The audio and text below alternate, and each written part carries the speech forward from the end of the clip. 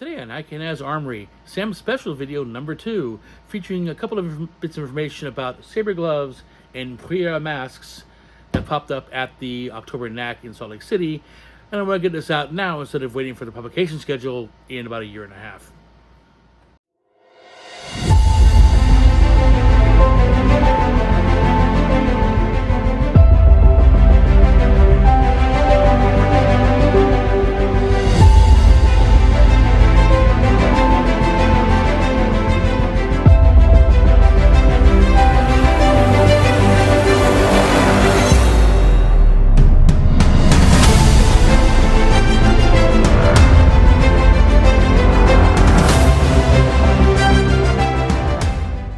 Okay, so I worked the Salt Lake City NAC in October 2025.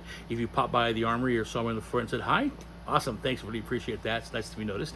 And a couple issues popped up with sabre gloves and masks that we need to address. I want to get this out now because if I wait for the production schedule to finish up and it's go out, it'll be 2028 for this video shows. So here we go. The glove issues with All-Star sabre gloves. I did not see this issue with any other glove, not even an Ullman. There's a manufacturing lot that the turnover was made too short. The turnover on a sabre glove is this part that is inside the glove that makes contact with the main sleeve, and that makes contact if you be a wrist shot, it'll go off. We will specify 5 centimeters, which is 5 centimeters. We're seeing ones at 3, which is way too short. Fine for practice, not for competition. So how do you measure? How are you measuring? Well, didn't bring my tape measure out. I brought out my little pen I use to mark people's names on their leg if they don't have their name on their back on a uniform. And as it turns out, this cap is 4.5 centimeters long. 5 centimeters is just about, just a little short of that line there. 3 is right here. That's what we were saying. So we measured it. It was too short. Got to get a different glove. Again, fine for practice, but not for competition. It is a known issue. All sorts aware of it. It was one manufacturing lot, and unfortunately, we're seeing it come out there. Other issues with a foil epi mask, specifically a Prieur mask. Now, this is my Prieur sabre mask. This mask does in fact have the rivet in the chin right here. Okay, but that's because this thing has a metal band around it to cover the weld between the front and back halves. The epee foil masks don't have this welded. They don't have this metal part. They have a kind of a rubber plastic wrap around the weld line, and that is simply press fit.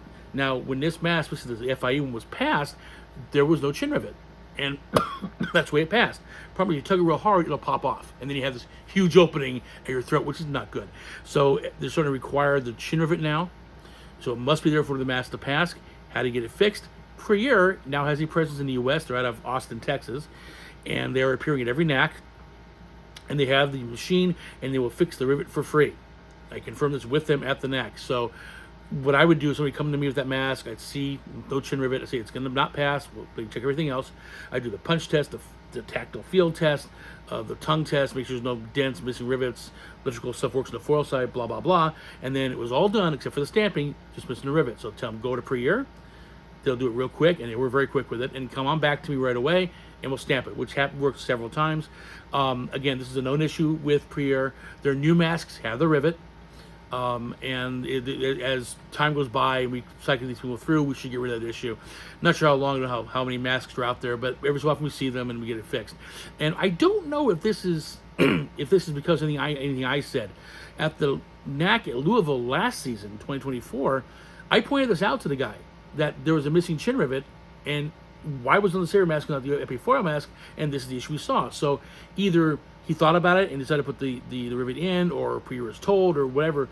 But I like to think I had a little bit to do with that. And then I pointed out, say, hey, this thing's a problem. And you pull the thing down, that neck's exposed because the whole chin pops open. So those are the two issues. So if you have an All-Star sabre glove, please check the turnover. If it's 5 centimeters, you're good. If it's 3, nope, get a new one. And if you have a Prieur foil or epi mask, if it does not have the chin rivet, contact Prieur. I'll put the contact information in the description, or see them at a NAC and get it fixed. That's it. See you next time. Happy armoring.